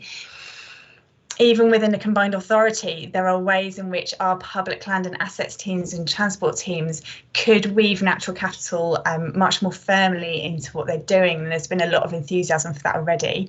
And I'd also like to highlight the Young Combined Authority Manifesto, which has made that link between mental health, equality of access to green space, as well as the actual real improvements to nature. And I think in our Director of Public Services Reform, we're really well placed to get those well-being links and that personal connection with nature as well. So just to carry on then, what is the vision? Our vision is the West Midlands should be a place where everyone has the opportunity to enjoy the benefits of natural environment, and through careful planning and collaboration, we can enhance and restore the region's natural capital to address both the climate and ecological emergencies. And it's really important that you've got the people and the nature there together, both improving, and both of those improvements happening hand in hand. And that's why you need the planning and the collaboration there to make sure you're always making that link. And it is recognised as an emergency, it's important and it's urgent. What are the outcomes? We need everybody to be within a 10-minute walk of high quality green space, accessible from their homes, and that's been highlighted more than anything over the last year. We've already recognised that tree cover needs to increase, and that's been recognised nationally as well, but we've got the targets now for our region, and we know some of the challenges of doing that in the urban environment. But we also have a lot of great solutions out there. And it's not all about trees. The wildlife corridors, the rivers, all those other resources are important too. So making those corridors and connecting with our wider environment and our rural neighbours is really important. And then bring it back to people again. There are jobs and there are careers in here. We need to be able to identify where they are and how those salaries are going to be paid and how that maintenance is going to be funded. And we want to be in a position where you could say to an 18-year-old relative who was looking at getting into the natural environment as a career, yes, this is where you should go. This is going to be a career over the next 20 or 30 years. So funding will come up again later too. And just as an example, you're already aware of the New Economics Foundation work, and our data insights team have worked at putting this together into a tool which will work on making that accessible to you if you can't get into this already. But you can dive into your local area, district by district, find out all kinds of information, whether that's about the population pressure with your population density on a green space, and also analysing that by demographic. there's all kinds of things you can do to look at your rating about whether we're actually improving and going in the right direction of making this better. So linking up that habitat network with how people are able to access it. So what are we actually going to do? There are quite a few actions in here, and we've highlighted some of them by theme. I would say when you're looking at the first two, access to green space and a tree planting, there are trade-offs to make everywhere in the sense of, are you going to use this square metre of space to plant a tree, or is it something that needs to be open and accessible for people to use? And those conversations are going on everywhere. There's lots of ways that we can highlight successful stories. And particularly this is an area that relies a lot on volunteer work. So can we celebrate that volunteer work and really use that as a showcase that we can shout about to other regions and show what great work is happening there at grassroots level. Apologies for puns, it's difficult to avoid them. And the next four things you go through: biodiversity, wildlife, water, air quality. These all show, I think, that natural capital is very cross-disciplinary, and I see this come out quite a lot. There are lots of people doing amazing work, but talking in slightly different languages and having different focuses. And generally, people will be aware of the other kinds of discipline that could be involved, but this is really about that joining forces and saying, can we, through our natural capital board that we're building, make sure that you're getting the absolute best value out of all these interventions when they're happening anyway. Looking at the last 2 points, the climate resilience and cross-cutting initiatives, is about doing that integration, the regional linking in with what is our adaptation plan across our wider geography. And then also, where are there initiatives already happening with the Business Pledge Citizens Panel and these kind of things that are either set up already or in planning, that we can integrate natural capital as a part of that whole bigger picture, rather than setting up a new thing each time. Again, it's best use of resources and time. So to just go through some of the themes there, we've got a delivery of the Environment Bill, and the Combined Authority isn't going to be, having a particular view on how this should be integrated or delivered. It's going to be having a view of how all the different local authorities are already setting stuff up. We have some people doing offsetting already, and can we find those areas where we need the collective brain power and possibly even a single voice through to DEFRA, where there are common issues or common things that people need to be discussing between them. And really broadly, having those measurable improvements and that database that we've got from the Local Nature Partnerships Plan and the appendices, and that 9 steps to get to where we need to be with our data, that's really going to be foundation, I think, for giving confidence to investors and communities and residents to show where we're making targets actually into real improvements. So for the role of the West Midlands Combined Authority, we've talked about convening a natural capital board, and you already have your 2 local nature partnerships that span the metropolitan region, and they already made contact with each other, and there's lots of great networks, but this is really about providing a solid platform so that that natural capital board can influence the other agendas that are happening in the region and be a major player, really, giving the natural environment that voice. I think celebrating success is really important. It can't all be doom and gloom and trying to avert the apocalypse, because natural capital is really positive, it's livening, and it's a way of really small communities and districts to really express their personality. So there's an awful lot to celebrate there.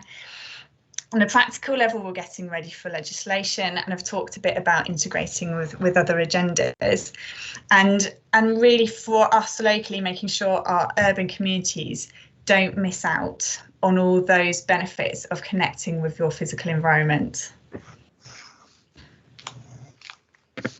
So how do we fund this? What I've done is highlight some of the larger scale funding options. There are various different ones through DEFRA, And there will be particular ones of these that work on a more regional scale, that by collaborating we can have better opportunity to pitch for some of these types of funding. The environmental land management scheme is usually mentioned in the context of farming, but what it's really about is matching up those values and those benefits that you get from well-maintained natural environment, linking those to actual money, and how are you actually funding the maintenance of these. And this is very much in development now, so it would be brilliant to be engaged with that kind of development. Pardon me, I've gone ahead too early. And then on the side of this, you've already mentioned green finance. I know there are things like crowdfunding that are being trialled by Future Parks Accelerator, and where we might be able to tap into agroforestry and commercial tree planting, even if that's in conjunction with some of our larger, more rural neighbours. And I've heard mention of cooperatives and lots of ideas that seem quite particular to the West Midlands style of doing things. So where we can identify and support those things that are happening, that are already forming as ideas already, we need to be able to lift those and accelerate them, because remember, we're trying to create careers for people here over the next few years, and we need to get a handle on this as a region fairly quickly. Finally, looking at governance, which oddly might be the most exciting part of this, for me anyway, because this is where you can see that the Natural Capital Board, which is circled here in the middle, is sitting alongside all the other agendas. You've got housing, land, energy, transport, but natural capital can't be sat somewhere else outside of the room where decisions are being made. So this is where you have trade-offs, where you have, difficult competition for space. And this is the point, I think, where natural capital becomes part of providing solutions rather being seen as a problem that you need to solve later. And that's a really important part of the system shift, really, that natural capital is trying to create, and it's being practical. So if you have to remove a tree to do something else with that space, you can now put a value to say, well, actually, if that tree was providing £50,000 worth of benefits, those costs will later be picked up by a taxpayer in the future, and are we providing adequate compensation for them? On that note, I'd like to finish and say I hope that you're excited by some of the opportunities we have to push this agenda forward. I'm convinced from looking at just a resource management point of view, there's enough stuff here to keep everybody busy, even if we have no unnecessary duplication and really good communication networks. And there's still a little bit that we could do to improve those both. But what I'd like to know from you is, have we pitched this right? And is this how we deliver the best added value for you? Okay, thank you very much. Pending anyone putting their hand up, I just want to make a couple of comments myself. I think, I am probably one of the foremost eco or natural warriors that you're ever going to get. In fact, if I had my normal background on, you'll see bird pictures and every other thing round the room. But I think we need to be quite clear about how we go about this, because I think we're mixing up. I don't think I don't mean you're mixing it up, but in this whole treatment of the agenda, there are social issues and actions, there are physical issues and actions, and there are policy strands and actions. And we need to distinguish those, because they interpret into what interventions are possible and by whom. And, I'm very clear on that's what we must do, because what we cannot do is produce a massive, framework unless we've got stuff on the ground. And let me just illustrate those by example to the work on access to green space. I mean, the reality is we have what we have in what we have at the moment. Some can be improved and projects can be developed to improve access to green space. But in reality, there are urban areas that don't have it. What do you do about it? Well, what are the solutions that are possible?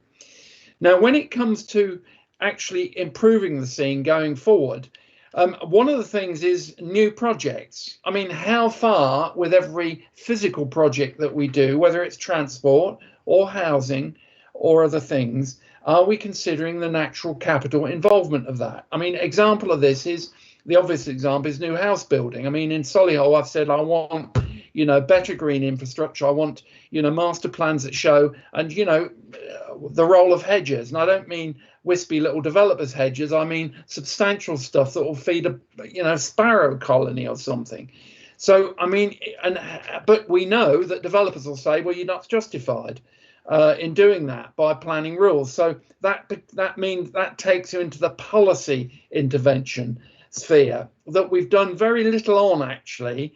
I've written in myself asking for you know, consideration to be given to this, but that's an example of where it crosses. So all I'm saying is, you know, if you take something like the West Midlands National Park, I mean, there's a mixture of social and physical issues there, but fundamentally it's more a Birmingham metropolitan type concept, and yet that Birmingham is surrounded by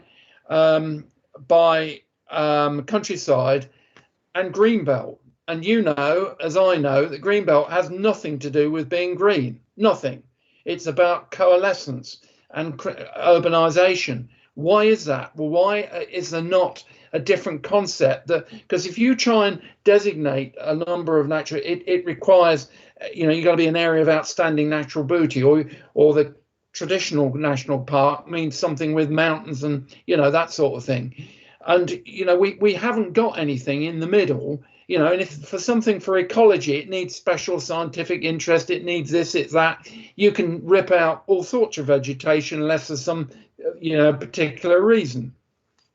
That's where I don't think our agenda is, you know, the policy strands needs to be taken further. And I've locally, I'm pushing for the green, the whole concept of greenbelt to be extended to give better protection to strategic gaps like the ones around Birmingham. We've got to build. I'm an ex-developer, I know that, but we can't let everything go. And at the moment, the whole process is every 5 years you review a plan, and we have to allocate more of the green belt for housing. That's the reality I face. So, could you know? I just need, you know, Maggie and Jackie, that, you know, this is my pragmatic way of feeding some of these things in that need to be recognised. Yeah, I think in terms of next steps, we'll take the feedback from this board, and then Maggie will produce sort of a long form version of the slides that takes what is currently in the board report you've got, as well as what she's presented. So we'll make sure we cover that off in there. Yeah, because there's a great material. I'm not in any way criticising. Well, I think it's great. I just think, you know, I'm just concerned about the taking forward of. I've got Andy coming. I'm sort of conscious that I've got no other hands. Andy. Yeah, well, thank you.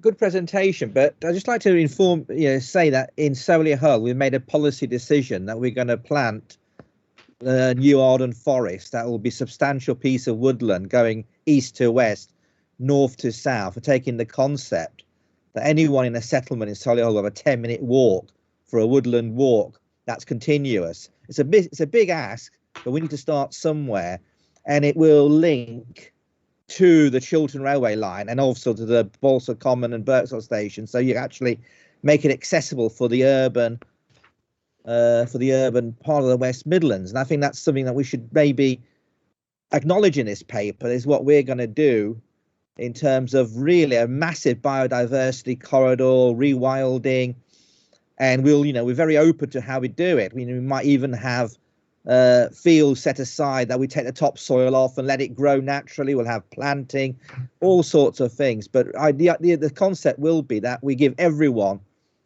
especially post-COVID or during COVID, the chance to live and breathe in a clean woodland atmosphere for the future. It's for our generation, but I think too often we think about policy for the next 5 years, but we're now thinking of policy for the next 50 years, where we can actually have a legacy for our children, so we go back to woodland. I think just like to see that maybe more reflected more in the presentation, because we got Solihull's contribution is land, and we got a choice of how we use that land: houses, or trees, or renewable energy. And I think, you know, we ought to think about our contribution to the West Midlands is our green assets, and so they can be used by everybody. Okay, Barbara, I'm sort of getting behind. So, Barbara. Right, thank you, Chair. Just to add that in Wolverhampton today, we're actually planting a tiny forest, which is actually going to link in with some of the school children, and they're going to be seeing it tomorrow. So, you know, although it's only tiny, I think it's a start. Thank you. Great. That's what we want to do. That's lovely. Peter? I think Jackie will be able to nod or tell me things that I haven't included or got wrong. Again, at Birmingham City Council, we've been talking about access to green spaces. I like the 10-minute walk, and I think we've sort of done that. Other things that, as you mentioned, Chair, as I mentioned with Sweden about the flat roofs that need green on there, and it's what a waste of space by just having it flat and nothing. And all as well, we're pushing for green walls as well. I mean, that's a no-brainer for me, seeing lots of green walls. Tree planting, certainly welcome that. In Birmingham, we are looking to increase our tree planting, and particularly by 25%, and particularly aiming as well for our more deprived areas to increase there. And I think on the policy side that Ian alluded to, certainly as I've always said that when we've got the planning, we need to make sure that we've got a planning change, and hopefully through the West Midlands is where we have the section under environment on any planning application. It's talking about showing the energy that you've saved in your new build, and also your green space and green credentials before that is given planning approval. So very much too. And we had a discussion on this yesterday at the Combined Authority Overview and Scrutiny Committee, and there was a talk about better communication with our different Mets about what they're doing. Then it comes linking in to the actual West Midlands Combined Authority. So it's going out but coming back in. So we're all avoiding duplication and singing basically from the same hymn sheet. Thank you, Ian. Thanks, Peter. And that's the most important point about celebrating best practice. So and what everyone's doing, and really that's the whole concept of what we're trying to achieve here. Okay, well done, Maggie. Great stuff. I think it's one of the most important things we're doing personally, but I would say that. So I'm going to press on. Thank you, team. Now active travel update, which is a verbal update from Mitch. There he is. Oh yeah. Just share my screen. 1 second.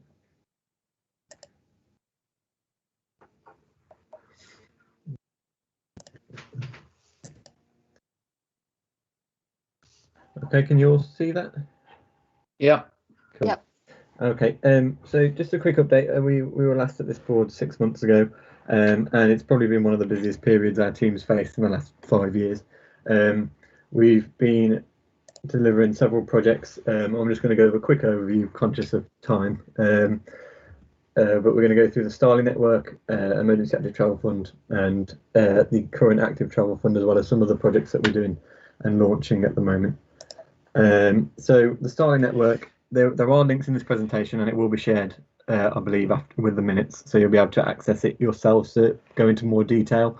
But this is the region's aspirations for cycling across the region, with 500 miles of cycle routes planned or already in place. At the moment, it does separate them out into what's currently been delivered, what's been delivered as part of the ATF, what's the Emergency Active Travel Fund, and what's going to be delivered as part of the Active Travel Fund, as well as further priorities for development once funding comes along.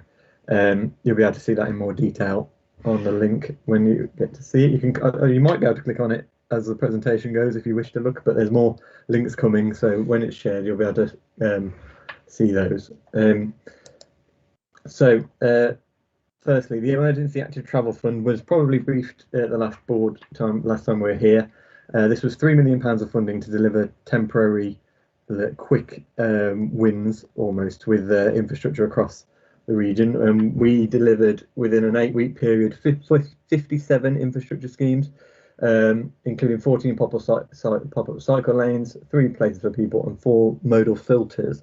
There is a summary report of it and looking at the impacts of it, which I'll go into more detail in a second, but the full report is available at that link. Yeah, cool. And as a part of that, as well as the actual infrastructure itself, we also provided a range of supporting measures, trying to engage people to get active and to use the infrastructure that was being implemented. One of those was our Cycle Parking for Organisations project, and we engaged 261 organisations that received free cycle parking.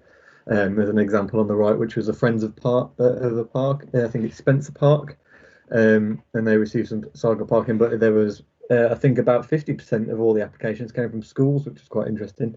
And as a part of Active Travel Fund, you'll see that that'll be expanded. We also ran some inclusive cycling sessions, so that's for people that can't generally use a normal like 2-wheel cycle, so they use trikes or hand bikes for people with disabilities really, or any impairments. And we had 235 people to take part in that, in partnership with Midland MenCap and their Part Ride programme. And then social prescribing was another thing that we've looked into, and we did a little taster in the Black Country. We worked with 8 doctor's surgeries to try and identify patients that would benefit from gaining physical activity, and 20 patients took part in that, and there was quite significant returns again on how active they became. And then the other thing that we've been doing is launching the Roll and Stroll campaign. You may hear it on the radio still because we're continuing it over this year as well. But as a part of that, 103 organisations signed up to the Cycle September campaign, with over 141,000 miles cycled as a part of that, which is all recorded on our Love to Ride programme. Sorry, there is a lot to get through, so I realise I am speaking quite quickly. The Active Travel Fund, so this is the next stage. So the Emergency Active Travel Fund, which was the stuff that we delivered last year, was just over 3 million, whereas this next section is 13.1 million, so significantly more. A lot of it is to go and make permanent several of the schemes that were delivered through the Emergency Active Travel Fund, because one of the aims of the Emergency Active Travel Fund was to trial a temporary cycle lanes. But the key features of this fund, which the majority of delivery will be starting or has already started, and we'll be starting with in the next couple of months, with all of it needing to be delivered by the end of March next year. But the key features are providing new segregated cycle walking routes, developing the places for people in more areas, launching another round of cycle parking for organisations. Again, that one will also now include parking for adapted bikes, so that and larger cycles. So that's trying to link in with Birmingham City Council's cargo bike scheme, and trying to link in that area. And also lots of local centre improvements like widening the pavements or new and upgraded crossings. Again, another link. I do apologise, but there's another interactive map where you can look at all the planned schemes directly and get into more detail of that. Again, with Active Travel Fund, there's also a supporting measures section where trying to engage people to promote, to get involved or get out on their bikes or walking or cycling. One of the key differences is that we're looking now at a travel planning support for local authorities, so they'll have additional capacity given to them, and those travel planners will also be given a grant scheme, so they'll be able to award grants to organisations, businesses to improve facilities at the school or the business for cycling and walking, and that will be delivered at their discretion as they do it. We're also continuing our work that we do with British Cycling UK and Living Streets, but there's specific new roles that are coming into place in the West Midlands that haven't been there before. So for British Cycling, we've got the Schools Go Ride community coach, and also a community activator. So that's trying to get British Cycling out in the community and also out at schools as well, to try and get more people to active and cycling through there. Cycling UK similarly, doing their Big Bike Revival, which has been going for many years, but with this time we've got an extra officer who'll be also delivering Fix Learn Ride, which is helping people bring bikes that may be stuck in their shed or have been for many years, to bring it back to life and then build their confidence and get them out cycling again. And also Living Streets, which currently offers walk to school, the Walk to School program, or the WOW program, which it's known. That's currently offered to all primary schools in the West Midlands, but the Little Feet program is an addition that will be brought through the Active Travel Fund, which will allow nursery schools to be involved, so nurseries. So it's another step targeting people, trying to get them, because we have recognised that the commute to school is often one of the major in the morning. It's one of the main things affecting the morning peak of traffic congestion. So anything that can try and stop people from using their cars for that journey is excellent. We're continuing the inclusive cycling campaign that was launched in the Emergency Active Travel Fund, with more pop-up sessions across the region. Social prescribing has been expanded, so going from 8 surgeries in the Black Country, now it's going to 16 in the Black Country and 16 in Birmingham. The aim being we're slowly rolling it out, trying to learn from each other and then develop it further. We're looking already for any additional funding to try and expand that into Solihull and Coventry as well. Adapted cycle scheme called Out on Your Loan, which launched 2 days ago. And that is where we're working with 20 to 25 individuals to loan out adapted cycles, which are quite expensive. They can be up to £4,000, to try and encourage people with impairments to cycle as a regular form of basis, not just in parks like the inclusive cycling offer does at the moment. So we're trying to take people on a journey through it. And also bolstering community activity is one of the like a more broader scope, where we're trying to target communities at a local level to try and identify what they need to encourage their local community to get cycling. And this is all supported by our Love to Ride online platform, which has been at the moment the Ride It Out campaign for March, is to try and encourage people to get out there and do it again. Following on from before, I think there's now over 3,000 individuals signed up to Love to Ride, which is an online engagement tool. So that's the Active Travel Fund, which is the biggest thing at the moment for our team. However, we've still got lots of business as usual stuff going on.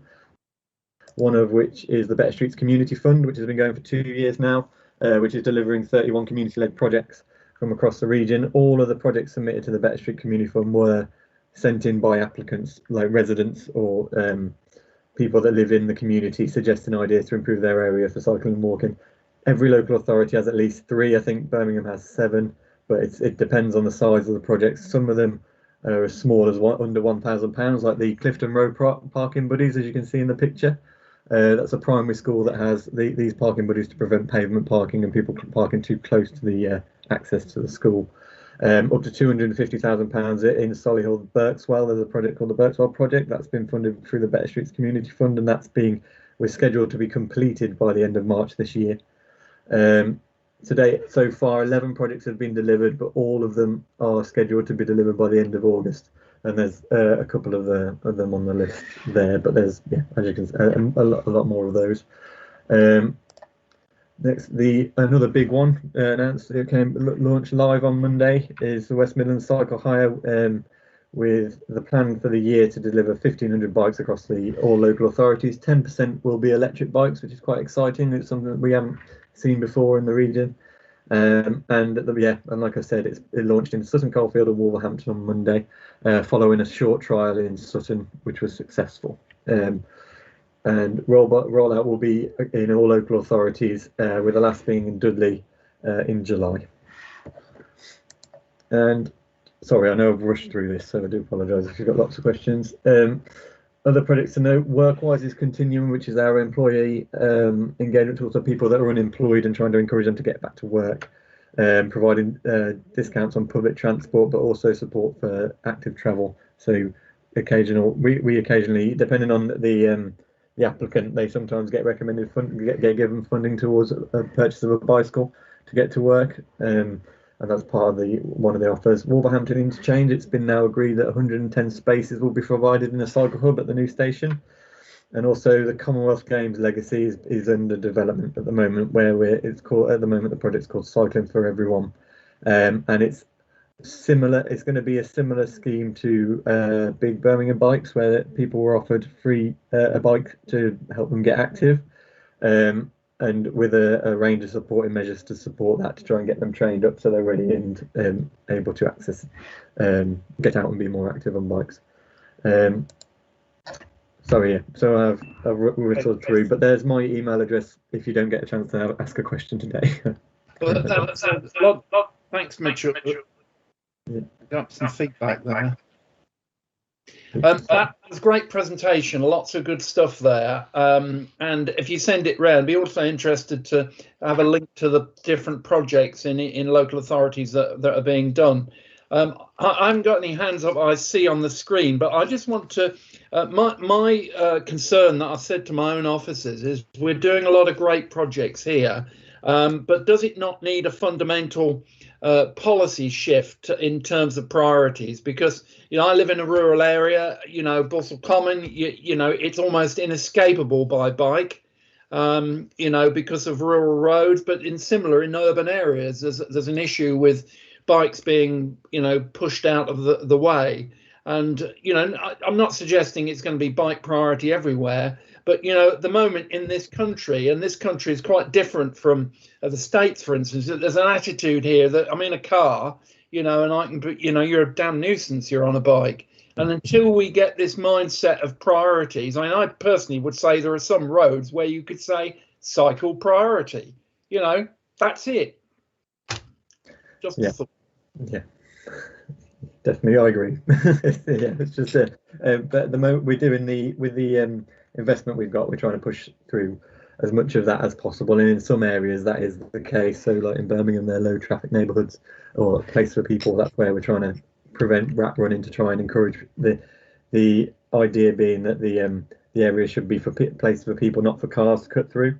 And that's one of it, but it's already receiving quite a lot of strong objections in the area. But it's right. Yeah. Okay, that's great. I've got no other hands up, so I'm going to move on because we're getting a bit short time. There's just one more. Thank you very much, Mitch. That's great. I'm going to move on to now to strategic transport update, which is actually very, very important. To David Harris and Alex. Yeah. Thanks. Yeah. Hello, Councillor Courts. Good morning, everyone. Thanks for having us. And I think that's kind of segued quite well into this item, because I think some of the points you touched on at the end, Councillor Courts, I think in terms of the new LTP and the approach we're taking, that's where those discussions, I think, play out really. So we just thought it'd be useful to give Environment Board a quick overview of the work that we've been doing on the local transport plan and how that kind of sits alongside the WM 2041 work that's also been going on in parallel. So the local transport plan, West Midlands Combined Authorities is what we call the local transport authority for the region. So we work obviously across the 7 districts in terms of setting that high level strategic plan, and it's a statutory transport plan, so it actually carries a lot of weight. It's very important in terms of plan making and policy setting in the region. And the last plan, the 4th so-called West Midlands LTP, some of you know as Movement for Growth, and that was adopted back in 2016. And since then, quite a lot has changed, really, with the combined authority being put in place. Agendas around inclusive growth have gained more traction and more prevalence. We've seen things like local industrial strategy being developed and adopted. And then, of course, we've seen the climate emergency and the development of WM 2041 coming forward with its ambitious targets. And we're all probably all fed up of it, but we're in the middle of a pandemic, which is also causing major shifts around many things, including transport. So the new LTP needs to reflect on those and look how the West Midlands kind of responds to these challenges. I won't bore you with sort of the technical work, but we're working through a programme at the moment. And some of you would have been aware that we're planning to, as part of our process for developing a new local transport plan, was to come forward with a green paper. And that was due to come out in February. We've now postponed that till after the elections in May, mainly so that we can just make sure that the 5-year plan is kind of approved in March, and then we can come in the back of that and make sure that we're sort of following suit in due course. So I think it's fair to say that climate change will be a key plank of a new local transport plan, but it's not the only thing we need to think about. And we've adopted what we call 5 motives for change, which will be set out in the new green paper. So climate emergency is one of those, but also about how we create an inclusive, fairer society, thinking about our local places. How do we support, healthier communities around active travel, but also looking at transport's role in the economy and making sure that the decisions we make around transport interventions and measures are the right ones going forward, and we're not sort of investing in transport schemes that perhaps we might not need in the future in a world where we're tackling carbon. So just a little bit about decarbonising transport and a bit of kind of tackling some of the myths. And I think the WM 2041 report helped to sort of set this out, and that zero emission vehicles and electrification are not the panacea, whilst they absolutely do play a key role in tackling the transport carbon issue. We will have to do more to shift and change behaviour around how, when, where, and what we do around travelling going forward. And we obviously have a WM 2041 target, which is quite ambitious. Government has set a legal target for the UK to be net zero carbon by 2050. Now, whatever kind of wherever you want to be on that kind of sliding scale of ambition, it means some difficult decisions. So even the Committee for Climate Change approach that the government sort of published early in the year still requires some significant changes in levels of car mileage that are required by 2050. And then if you sort of factor in a 2041 target, that means an even greater ambition around those reductions and modal shift. And then if you want to go beyond that, then again, the challenge increases. As part of the LTP work, we'll sort of build out of, thinking about what WSP have done for the 5-year plan, and then look at what the art of the possible is. And I think obviously we've got a range of members from different authorities here, and I think there's going to be, the challenges are similar across the region, but some of the interventions and measures and the way we respond to these may be different in different authorities. We need to look at that as part of the LTP, and we're having those discussions with local authority officers about how best we take that forward. And I think I'm going to stop there. I think just to say that the Green Paper should be published in early summer. There will be deliberation and engagement with both key stakeholders, yourselves as politicians, and also the public, and that will help us shape a draft strategy for the LTP, which we'll consult on later in 2021. So I will stop there and take any questions.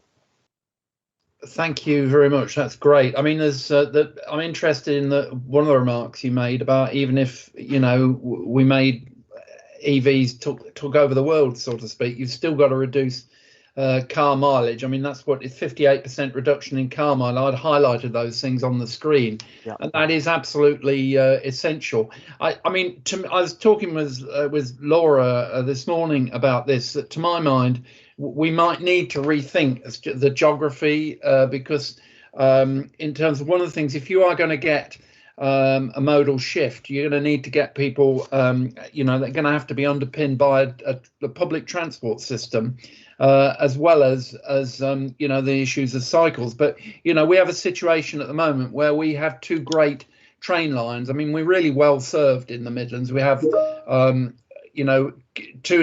yet the 2 train lines don't connect, and transport across the conurbation doesn't link up at all well, apart from when you're in the centre. So there's sort of issues, I think, of geography we've got to deal with. But can I ask, have we got any? Yes, Peter wants to speak. Yeah. Yes, Chair, thank you. You pretty much echoed what I have said in the chamber and virtual as part of the Birmingham City Council and as I said earlier, you have to take people on a journey of benefits. And you quite rightly pointed out, as I've said, that there is still a number, I know we're working hard on it, but there is still a lot of pockets within, let's say, Birmingham, in particular, where transport or public transport is not as accessible I want to be in a position, yes, car can no longer be king. I want to see more cycling, people having opportunities to walk. But when you've got people that have cars, and particularly those that are in maybe low incomes who can't suddenly change to a newer a car that goes with the current environmental standards, but it's actually about putting the local transport. So a person then can say to themselves, actually, I used to drive 5 days a week to work. Now this is in place. I can either drive, park my car, go in by train or whatever, or I can get onto the local transport. So I sincerely and completely agree with the chair that we have got to get some more of our public transport in positions and other areas that actually shows an individual that they can use a different mode of transport to get to a place of work. Thank you, Ian.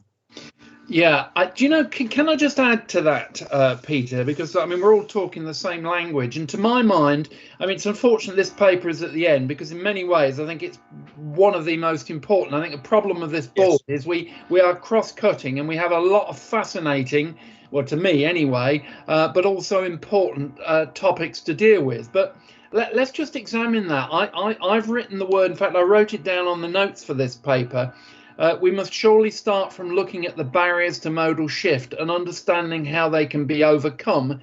How is this work being embraced? And, I wonder whether, I'm a big fan of comms, engagement and stuff like that. And I just wonder whether we ought to start from addressing the question on engagement as to, what would make you move to a different mode of transport. And the one thing you mustn't do is ask a question in such a way that it's so generalized you won't get a helpful response. Yeah.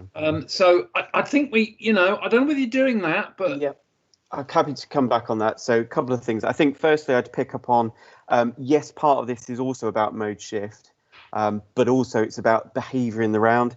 And I think what we need to explore, and this is what we try to do with the Green Paper, is that some of these changes in behaviour aren't just transport things that we need to do. They may be spatial things that we need to do. So there's talk, particularly Birmingham, around this sort of 15 to 20 minute neighbourhood. So people don't have to travel so far for things that they need access to. Clearly, we're seeing a bit of I don't know if it's a revolution, but there will be a change going forward around how much people might commute. Particularly those of us that can and do work from home, we might do that more in the future. So there'll be less travel demand in that sense. But there are all sorts of other travel demands that actually, in terms of what's going on our networks, so your leisure and your shopping, all those sorts of things, actually make up far more of a proportion of the trips that are going on all of the time. And those are the things we're going to have to think about as well. And that's quite a big challenge. And that's not something that we naturally tackle in our transport strategies previously. In terms of engagement, we've started to do that. So some of you will be aware that TFWM now has the MROC, Marketing Research Online Community. And we've talked to Strategic Transport Board about this a number of times now. So in informing the Green Paper, we did some deliberative engagement on some of these key issues, which then fed into that. And what we plan to do as we move forward is continue that deliberative engagement on some of these big kind of difficult, challenging issues, both in terms of when we go out on the Green Paper and also then on the Statutory Transport Plan itself as well. I think this is really important as well, to be able to give you as members, as politicians, that kind of view from the man and the woman on the street, really, to give a sense of what are the kind of key things that might help us overcome some of these perceived challenges around change. And as a transport planner that's been in the sort of business for 20 years, I think it's fair to say that, yes, there's a role for comms and engagement and what we call kind of nudge and sort of trying to play to people's kind of, better judgments to make them think, actually, I ought to do these things. But ultimately, with some of these things, I think, there are some difficult conversations to be had about what actually moves the dial. And some of those may not be the kind of always nice to do things. It might be, there's demand management, as we call it, which isn't necessarily just pricing, but, you touched on giving people more cycle priority. Well, actually, we might have to do that in a way that could could be unpopular with motorists. And those are the things I think we're going to have to explore if we're serious about achieving some of these targets and some of this change. But I think the geographical understanding, I mean, I live in a rural area. The rural areas all the way around. There's no way on earth can people, particularly elderly people, make that modal shift. So, you need to understand the different geographies. But anyway, it's great, great work. Jackie, you've put your hand up, which is unusual because normally you just tell me that you're going to speak. Apart from the fact you're going to tell me I'm 8 minutes over time. No, it was just very quickly to highlight we've just appointed the Behavioural Insights team to do some work with us on the climate change agenda and WM 2041. And one of the things we were thinking about, if this board was interested, was having quite a chunky session on behaviour change at the 1st of July meeting, because it came up in scrutiny on Monday, as well as one of the really significant things that we could be looking to do, particularly given the diversity of our communities in the West Midlands. We've just heard about it through the transport work. So if the board was amenable, we could probably put that on the agenda, as it's coming up quite frequently as an issue that we could look at. Thumbs up from me. Okay. Yes, as being on that meeting on Monday, yes, very much so. Would welcome that on the behavioural change. And just going back to what David said, yes, very much on transport change, as you said, behavioural change, shown the benefits. And again, since we started this journey on the fund, we have had obviously sadly this COVID, which has actually brought us into this virtuality world, where I think where people would probably go and journey to a meeting, I think a lot of those probably could be reduced and probably will be reduced, especially in the smaller areas. Unfortunately, in our political world, we do need to be back in our chambers and in our committees around the table, but on smaller ones. But there are lots of different avenues now that I think we can reduce various areas of travel. Thank you. Okay, that's great. Well, thank you very much for those contributions. I'm going to move on now, but thanks very much, David and Alex. That's great work.